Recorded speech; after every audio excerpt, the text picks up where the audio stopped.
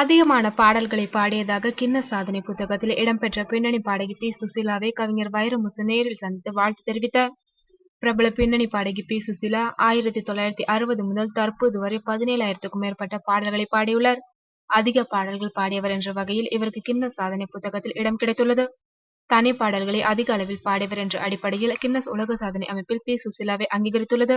B. Susheela Guinness சாதனை புத்தகத்தில் இடம் பிடித்ததை தொடர்ந்து அவருக்கு பல்வேறு தரப்பிலும் பாராட்டுகள் குவிந்த வண்ணம் இருக்கின்றன. இந்நிலையில் கவிஞர் வைரமுத்து இன்று பி. சுசீலாவை நேரில் சந்தித்து அவருக்கு பாராட்டுகளை தெரிவித்துள்ளார். அதோடு அவருக்கு நினைவு பரிசாக புத்தர் சிலையையும் கொடுத்துள்ளார் வைரமுத்து. புத்தர் சிலை என்றால் பி. சுசீலாவிற்கு மிகவும் விருப்பமாம். அதை நினைவில் வைத்துக் கொண்டு வைரமுத்து தனக்கு புத்தர் சிலையை நினைவு பரிசாக அளித்தது தனக்கு மிகுந்த மகிழ்ச்சியை கொடுத்துள்ளதாக பி. சுசீலா தெரிவித்துள்ளார்.